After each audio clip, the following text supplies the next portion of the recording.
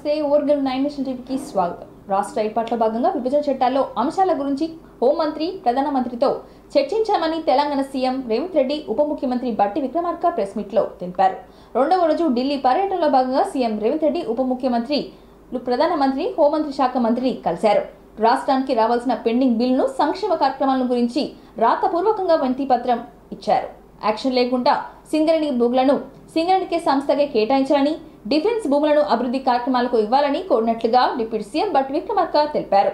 ఎన్నికల తర్వాత రాష్ట్ర అభివృద్ధిపైన పూర్తి దృష్టి పెడతామని తెలిపారు. రాష్ట్రానికి రైల్వే కోచ్ ప్రాజెక్ట్, ప్రతి జిల్లాకు నవోదయ, కస్తూర్బా స్కూల్స్, ఐటీఐఆర్ ప్రాజెక్టుకు తిరిగి అనుమతి మంజూరు చేయాలని వినతి పత్రంలో పేర్కొన్నారు. తెలంగాణలో డ్రగ్స్ నిర్మూలన, సైబర్ సెక్యూరిటీ సహకరించాలని కేంద్రాన్ని కోరారు.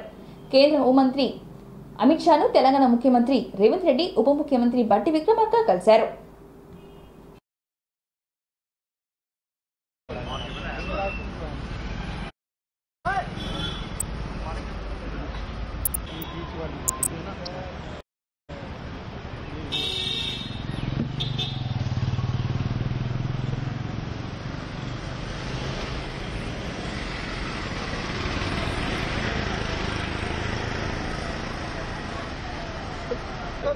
एक मिनट सर, एक मिनट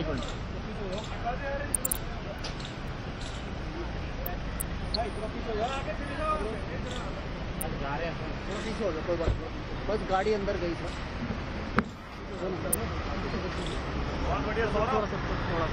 थोड़ा सा बैठ से जल्दी बैठ।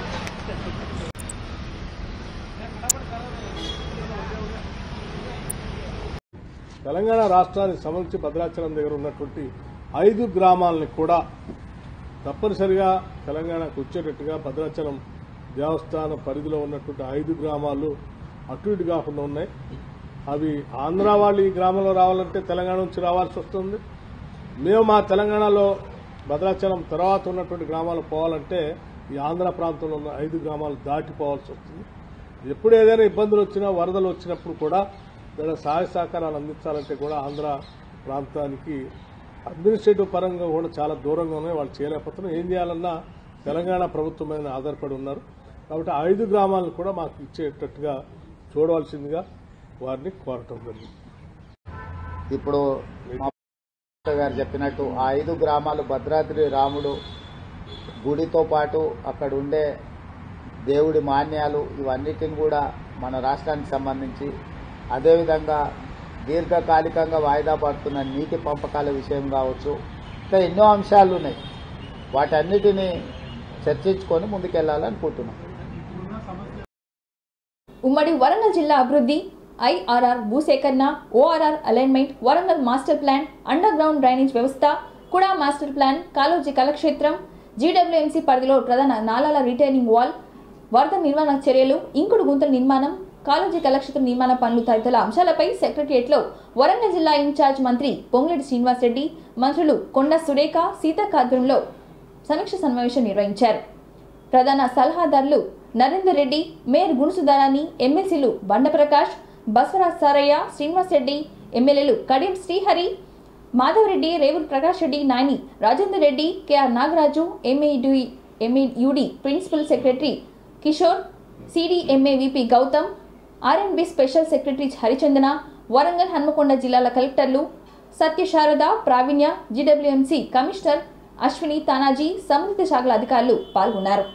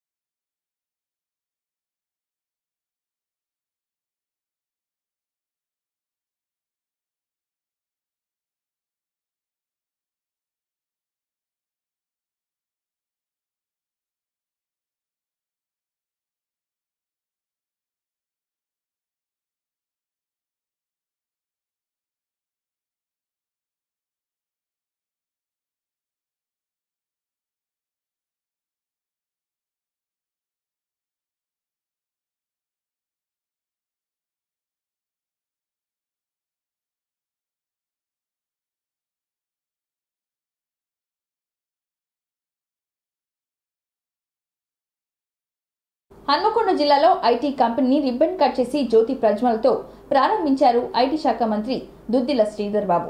మంత్రితో పాటు ఎమ్మెల్యే నాయని రాజేందర్ రెడ్డి పాల్గొన్నారు. వరంగల్ వాసులకు ఉద్యోగాలు కల్పించాలనే లక్ష్యంతో ఈ ఐటీ కంపెనీ ప్రారంభించడం సంతోషంగా ఉందని అన్నారు. అమెరికానా స్వదేశీ గడ్డపై ప్రేమతో ఈ కంపెనీ ఏర్పాటు చేయడం, ఉపాధి కల్పించడం గొప్ప ఆలోచనని తెలిపారు. హైదరాబాద్కు ధీటుగా వరంగల్ అభివృద్ధి చెందుతుందని, ఇది ఒక ఉదాహరణ అని, వరంగల్ను ఎడ్యుకేషన్ హబ్గా తీర్చిదిద్దుతామని తెలిపారు. ప్రభుత్వం వరంగల్ జిల్లాను పారిశ్రమలతో పాటు ఐటీని అభివృద్ధి చేసే లక్ష్యంతో పనిచేస్తుందని ఆయన పేర్కొన్నారు. విదేశాల్లో స్థిరపడి వారిని కోరుతున్నామని, తెలంగాణ అభివృద్ధికి కృషి చేయడం అన్ని విధాలుగా ప్రభుత్వం సహకరిస్తుందని తెలిపారు. మామ్నూర్ విమానాశ్రయం ఎయిర్పోర్ట్లో విషయంలో కేంద్రంపై ఒత్తిడి తీసుకొస్తామని, త్వరలో విమానాశ్రయం ఎయిర్పోర్ట్ జరుగుతుందని, వరంగల్ జిల్లాలో అనేక బహుళ జాతీయ కంపెనీలు త్వరలోనే ఏర్పాటు చేస్తామని తెలిపారు. సూక్ష్మ మధ్యతర పరిశ్రమ ఏర్పాటుకు కొత్త పాలసీని తీసుకురాబోతున్నామని, వరంగల్ జిల్లాలో ఉపాధి కల్పించడమే తమ ప్రభుత్వ లక్ష్యమని అన్నారు.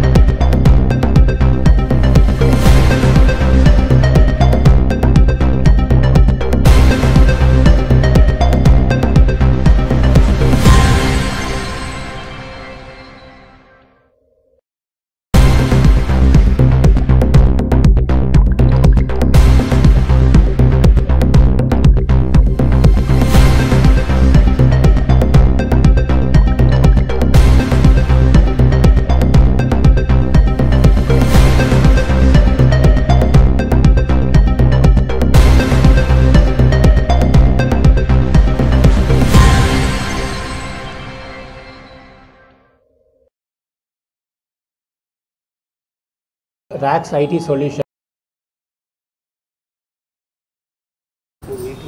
ఈ యొక్క సమావేశం ముఖ్య ఉద్దేశం, ఈ కార్యక్రమం ముఖ్య ఉద్దేశం శ్రీధర్ బాబు గారిని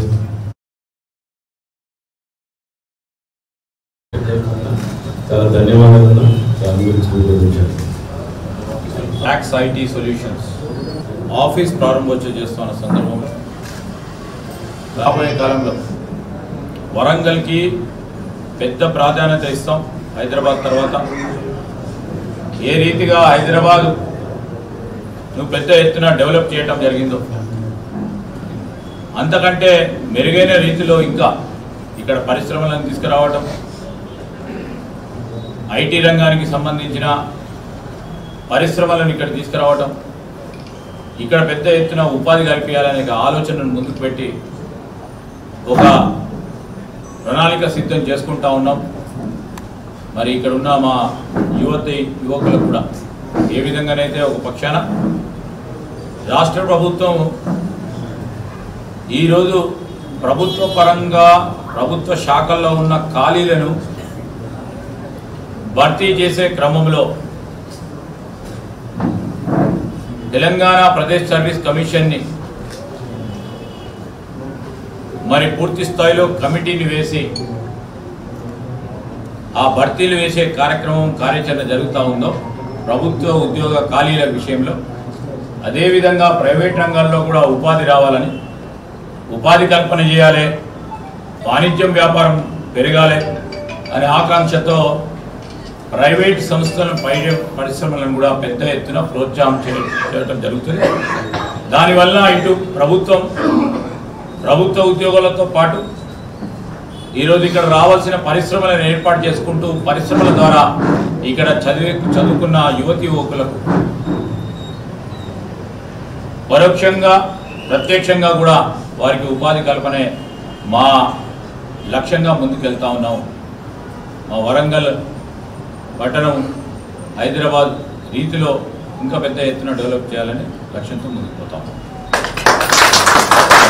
ఏం బాధపడకు, నేను ఖచ్చితంగా శ్రీధర్ బాబు గారితో మాట్లాడతాను చెప్పి చాలా హెల్ప్ చేసి తీసుకొచ్చారు.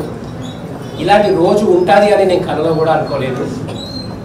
ఇది నాకు ఇప్పుడు నాతో ఉన్న ఎంప్లాయీస్కి నా దగ్గరికి వచ్చి వర్క్ చేసే వాళ్ళకి చాలా చాలా ఒక మంచి దినం. కష్టమైనా కూడా ఆ ఒక్క సంవత్సరం వెయిట్ చేయడం వల్ల బయటపడిపోయాను నేను. అదే కంటిన్యూస్గా కష్టపడి చేయగలిగితే ఏదైనా చేయగలుగుతారు. నేను ఇంకొకటి, ఇది ఆంధ్రప్రదేశ్ తెలంగాణ కాకుండా ఈవెన్ నాకు దేశంలో వివిధ ప్రాంతాల్లో పార్ట్నర్స్ ఉన్నారు. వాళ్ళకి అమెరికా నుంచి సపోర్ట్ ఏం కావాలో నేను ఇచ్చి వాళ్ళని ఎంకరేజ్ చేస్తున్నాను. అలాగే టాలెంటెడ్ పీపుల్ ఎవరికైనా కూడా నేను హెల్ప్ చేయడానికి నా వంతు సహకారం నేను చేస్తానని ఈ సభ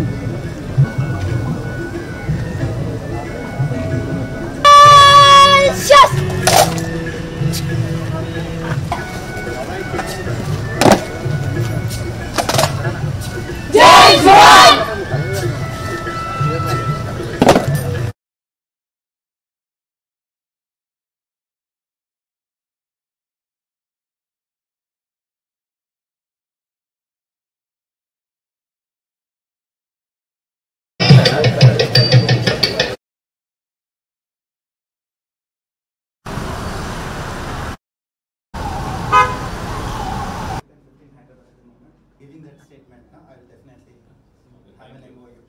Yeah, because we have mobile apps. South Africa. Okay. Have an MOU.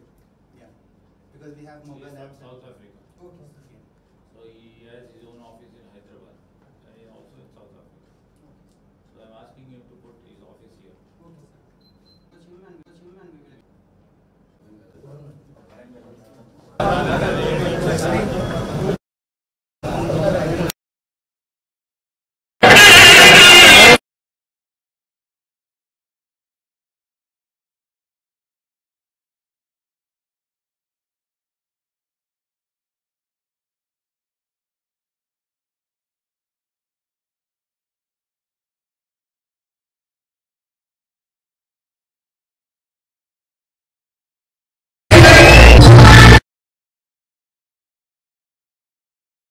Education. 5 fruitful decades of useful and effective.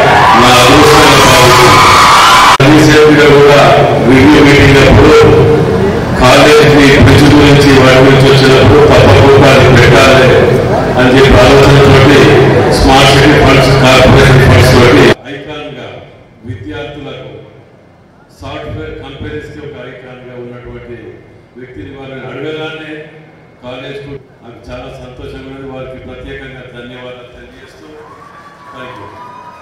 5 సంవత్సరాలు పూర్తి చేసుకొని దిగ్విజయంగా అనేక మంది పెద్దలను ఈ సమాజానికి రాష్ట్రానికి అందజేసిన గొప్ప కళాశాల ఎల్బీ కాలేజ్. దీంట్లో చదివిన అనేక మందికి, దీంట్లో చదువు చెప్పిన అనేక మంది లెక్చరర్స్కి, ఇక్కడ పనిచేసిన ప్రిన్సిపల్స్కి, మేనేజ్మెంట్ వారికి 50 సంవత్సరాలు పూర్తి చేసుకొని గోల్డెన్ జూబ్లీ సెలబ్రేషన్ జరుపుతా ఉన్న ప్రతి ఒక్కరికి ప్రభుత్వం తరఫున, ఎగ్జిబిషన్ సొసైటీ తరఫున సంబంధించిన అంశం దేశానికి సేవలు అందించి ఒక గొప్ప అర్థమిచ్చే విధంగా వారి పరిపాలనను నడిపిన లాల్ బహదూర్ శాస్త్రి గారిని ఈరోజు స్మరిస్తూ జై జవాన్ జై కిసాన్ అనే నినాదంతో ఈ భారతదేశం రాబోయే కాలంలో వ్యవసాయాన్ని మర్చిపోము, మన భారతదేశ సరిహద్దులను మర్చిపోము అని పేరిట I once again congratulate LB College Management Committee, the Education Society, and all the members of the gathering. Congratulations.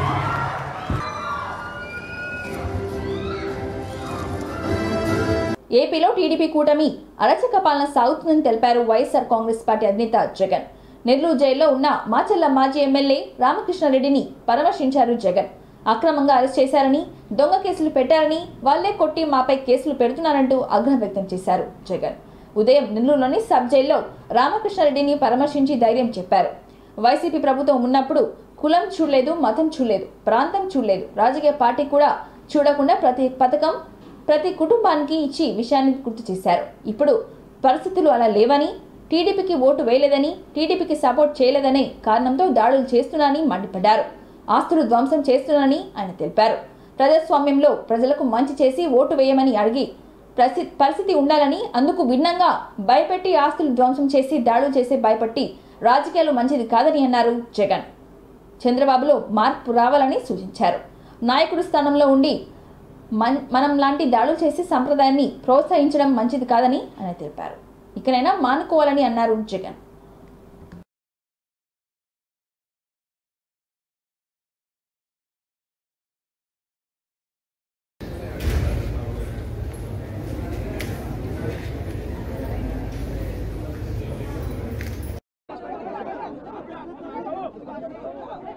తన మీద ఏకంగా 307 అంటే అటెంప్ట్ మర్డర్ లాంటి కేసులు పెట్టి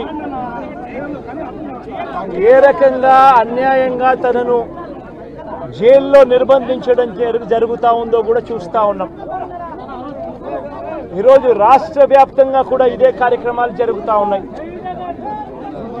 రాష్ట్ర వ్యాప్తంగా కూడా కేవలం తెలుగుదేశం పార్టీకి, చంద్రబాబు నాయుడు గారికి ఓటు వేయలేదు అన్న ఒకే ఒక కారణంతో ఏకంగా ఆస్తులను ధ్వంసం చేస్తూ ఉన్నారు, దొంగ కేసులు పెడతా ఉన్నారు. వీళ్ళే కొడతారు, మళ్ళీ వీళ్ళే అటువైపున ఉన్న వారి మీద వాళ్ళు కొట్టారు అని చెప్పి కేసులు పెడతారు. ఇంతటి దారుణంగా ఈరోజు రాష్ట్రంలో పరిపాలన సాగిస్తూ ఉన్నారు. నేను అడుగుతా ఉన్నా, ఇదే గత 5 సంవత్సరాల కాలంలో వైఎస్ఆర్సీపీ పరిపాలనలో ఉండగా, వైఎస్ఆర్సీపీ ప్రభుత్వంలో ఉండగా అప్పుడు జగన్ ఏం చేశాడు? కులం చూడలేదు, మతం చూడలేదు, ప్రాంతం చూడలేదు, చివరికి ఏ పార్టీకి ఓటు వేశారన్నది కూడా చూడకుండా ప్రతి పథకము, ప్రతి మంచి అర్హత అన్నది మాత్రమే ప్రామాణికంగా తీసుకుని ప్రతి ఇంటి ఓడిపోయింది. కారంపూడి ఘటన జరిగింది ఎప్పుడు? ఎన్నికలు అయిపోయిన తర్వాత మరుసటి రోజు, అంటే మే 14వ తారీఖున కారంపూడిలో ఘటన జరిగింది. కారంపూడిలో ఏం ఘటన జరిగింది, ఎందుకు జరిగింది?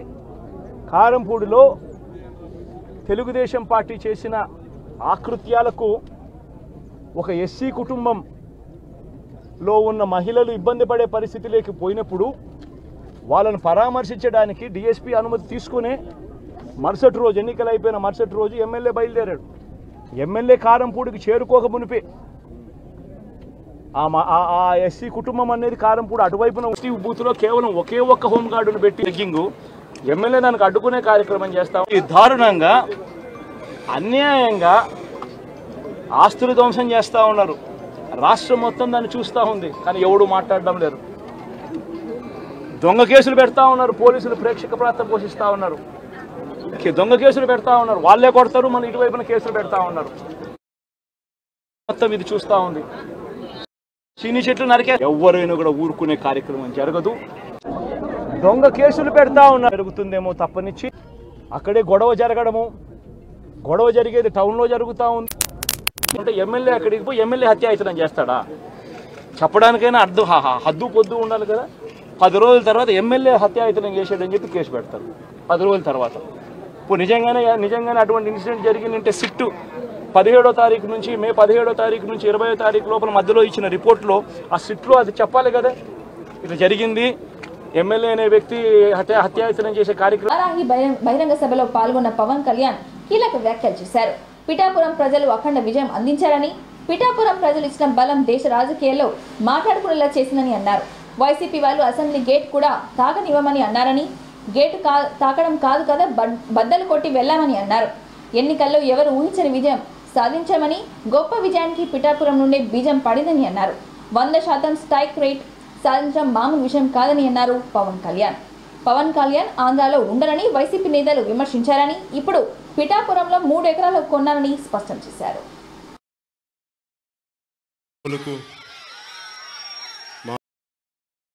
ఆడపడుచులకు 164 స్థానాల్ని కైవసం చేసుకుని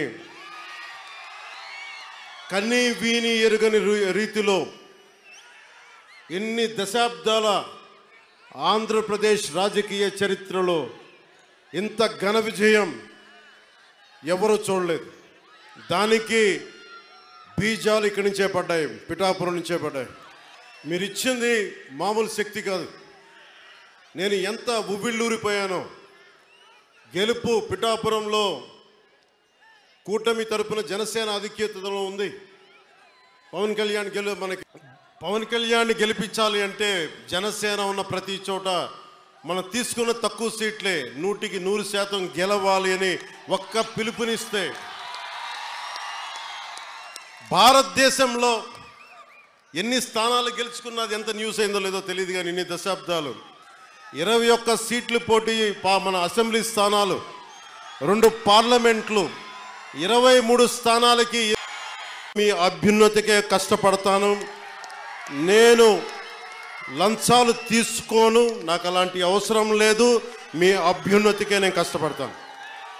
గత ప్రభుత్వ నాయకులు చెప్పారు, పవన్ కళ్యాణ్ ఆంధ్రాలో ఉండడు, హైదరాబాద్లో ఉంటాడు, పిఠాపురంకి వస్తే పిఠాపురం వాస్తవ్యుడు కాదు, ఇక్కడ ఉండడు. నేను ఈ రోజున పిఠాపురం వాస్తవ్యుడిగా, సంపూర్ణ వాస్తవ్యుడిగా మారాను. ఎలా ఆనందం కలిగించారు. మీరు ఇచ్చిన నిలబడినందుకు మీకు జోహార్లు, మీకు మీ అందరికీ ధన్యవాదాలు. వచ్చి మాకు 5 ఓట్లైనా సరే, మా 5 ఓట్లు మేము ఇక్కడ రిజిస్టర్ చేయించుకుంటామని చెప్పి రిజిస్టర్ చేయించుకొని కూటమికి నిలబడ్డారు. అసలు ఈ అఖండ మెజారిటీలు మన స్పీకర్ మన అయ్యన పాత్రుడు గారు మాట్లాడుతూ, ఎన్టీ రామారావు గారు పార్టీ పెట్టిన సమయంలో కూడా గెలిచాం, కానీ ఇంత మెజారిటీలు మేము ఎప్పుడూ చూడలేదు. ఆ ఘనత మీకే దక్కింది. అంటే మీకు ఇంత అద్భుతంగా మీరు అంటారు. 11 నుంచి 13 కిలోమీటర్ల తీర ప్రాంతం అది. ఆ తీర ప్రాంతంలో దాదాపు వేలాది ఉద్యోగాలు వచ్చేలాగా ఒక ప్రణాళిక చేస్తున్నాం. అది ఆల్రెడీ మాట్లాడా. దానికి సంబంధించిన మాస్టర్ ప్లాన్ ఎప్పుడైతే మీరు సారంగపూర్ మండలం స్వర్ణ ప్రాజెక్టులో ఏర్పాటు చేసిన నూతన జనరేటర్లను ప్రారంభించారు బీజేపీ నేత మహేశ్వర్ రెడ్డి. అనంతరం స్వర్ణ ప్రాజెక్టు కాల్వ జౌలి నాలా పూడిక తీట, గుర్రెపు డెక్క తొలగింపు కొరకు 10 లక్షలు మంజూరు చేయించి అధికారులతో మాట్లాడి జరుగుతున్న పనులను పరిశీలించారు.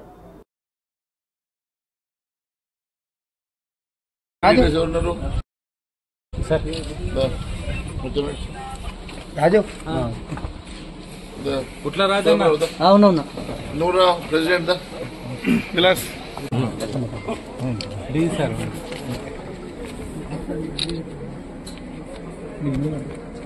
రాజు కొంచెం వెనక్కి చెప్పు.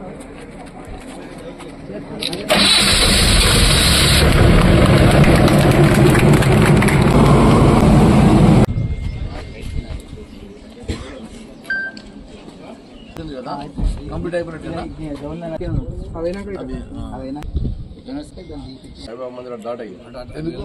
మొత్తం పెట్టేసరి అది కాదు. రైట్ సైడ్ సిల్ట్ వచ్చింది, అది ఏమైనా వచ్చింది వస్తుంది సార్. అలాంటి 9 కోట్లు అది drain strengthening of canals, nallahs and drain అవన్నీ వచ్చి మంచిగా చౌరస్తా నీళ్ళు అవుతున్నాయి కదా, దానికి చేసినాం.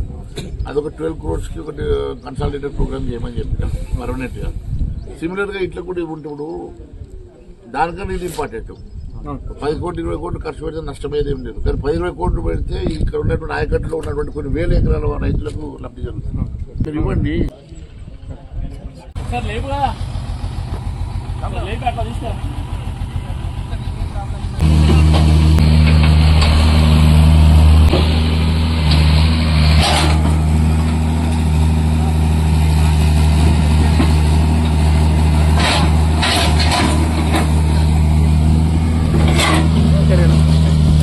నీట్ పరీక్షను రద్దు చేయాలని దేశవ్యాప్తంగా నిర్వహించిన విద్యాసంస్థల బంద్ నిర్మల్ జిల్లా కేంద్రంలో గురువారం సక్సెస్ అయిందని వామపక్ష విద్యార్థి సంఘాల నాయకులు అన్నారు. నీట్ పరీక్షలో అక్రమాలు జరిగిన దేశ ప్రధాని నరేంద్ర మోడీ కేంద్ర విద్యాశాఖ మంత్రి స్పందించకపోవడం సిగ్గుచేటని మండిపడ్డారు. ఎందరో విద్యార్థుల భవిష్యత్తును కేంద్ర ప్రభుత్వం అంధకారంలో చేసిందని ఆగ్రహం వ్యక్తం చేశారు. ఏదైతే దేశవ్యాప్తంగా నీట్ పరీక్షల్లో అవకతవకలు జరిగి లీకేజీ ప్యాకేజీగా మారినటువంటి నీట్ పరీక్ష ఉందో ఆ పరీక్షల్లో 24 లక్షల నీట్ విద్యార్థులు నష్టపోయి ఉన్నారు. ఈ పేపర్ లీకేజీ జరిగి నెల రోజులు గడిచిపోయినా కూడా ఇప్పటి వరకు కేంద్ర ప్రభుత్వం కానీ కేంద్ర విద్యాశాఖ మంత్రి ధర్మేంద్ర ప్రధాన్ కానీ ధర్మం తప్పి ఎవరు కూడా ఇంతవరకు స్పందించలేదు. కనీసం ఒక బీజేపీ ఎంపీ అయినా కూడా కనీసం స్పందించలేని పరిస్థితి ఉంది.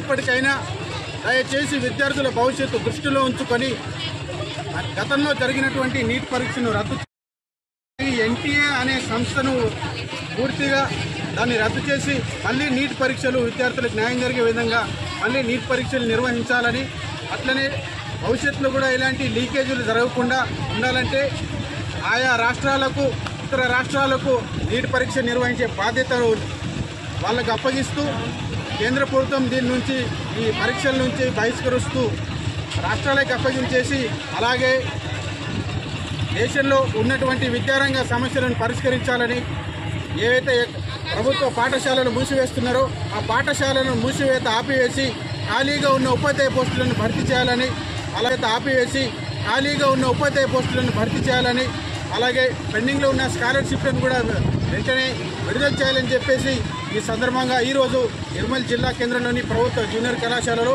తరగతులు బహిష్కరించి ఈ సందర్భంగా నిరసన తెలపడం జరిగింది. జోగులాంబ గద్వాల్ జిల్లా గట్టు మండలాల్లో నీతి ఆయోగ్ ఆధ్వర్యంలో సంపూర్ణత అభియాన్ కార్యక్రమాన్ని నిర్వహించడం జరిగింది. ఇందులో భాగంగా మండలాల కేంద్రంలో విద్యార్థులతో భారీ అవగాహన ర్యాలీని నిర్వహించి మహాత్మాగాంధీ చిత్రపటానికి పూలమాల వేసి గ్రామంలో అభివృద్ధి సాధించే విధంగా ప్రతిజ్ఞ గావించారు. కార్యక్రమం ప్రారంభోత్సవానికి జిల్లా కలెక్టర్ నీతి ఆయోగ్ ఢిల్లీ ప్రతినిధి శ్రియా నాయర్ సంబంధిత అధికారులతో కలిసి జ్యోతి ప్రజ్వలన గావించారు. తర్వాత మాట్లాడుతూ నీతి ఆయోగ్ ద్వారా దేశంలో 500 మండలాలను వెనుకబడి మండలాలుగా గుర్తించడం జరిగిందని, ఇందులో గట్టు మండలాన్ని కూడా వెనుకబడిన మండలాలుగా గుర్తించినట్లుగా ఆయన తెలిపారు. ఈ నెల 4వ తేదీ నుండి సెప్టెంబర్ 30 తేదీ వరకు 6 అంశాలపై అభివృద్ధి పనులు చేపట్టినట్లుగా ఆయన తెలిపారు. ముఖ్యంగా గర్భిణీ స్త్రీలకు ఎప్పటికప్పుడు వైద్య చికిత్సలు, బాలింతలకు పౌష్టికాహారం, మండలాల్లోని గ్రామాల్లో 30 సంవత్సరాలు పైబడిన వారిని రక్తపోటు, మధుమేహం వ్యాధులను గుర్తించడం, రైతులకు సాయిల్ హెల్త్ కార్డ్స్ అందజేయడం, మహిళల సంక్షేమ రివాల్వింగ్ ఫండ్ 100% అందించినట్లుగా ఆయన తెలిపారు.